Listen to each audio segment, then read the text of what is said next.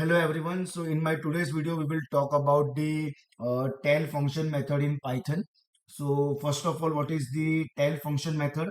We can use the tail function method to return the current position of the cursor. Cursor means your file pointer, you can say, and that is also from the beginning of the file. And one more thing which you have to remember, the position of first character in the file always start from 0, just like your string index always start from 0.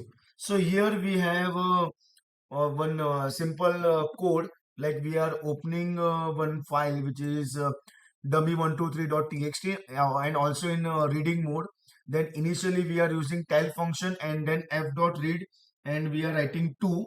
Then again we are using tail function, then we are writing f.read 3, and then again we are using f.tail function. But before we go ahead, let us check what is there in this file first. So in this file, we have a hello as a first line, then hi, then Saturday, and then cool day. So only remember one thing, that this will give you only the index number, okay? And this will give you what exactly you are reading, which characters. This both will give you that. Okay, so let's check the output of this. See, 0, why it is 0? Because tail function initially, as I said, it will start from 0. Then f dot read and 2. This indicates what? You have to read only the first two character. So as per that file, just 1 minute.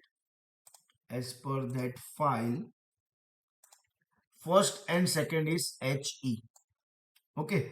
And coming back to this next part, again f dot tail function. So what output we are getting now, it is now your cursor is at index number 2.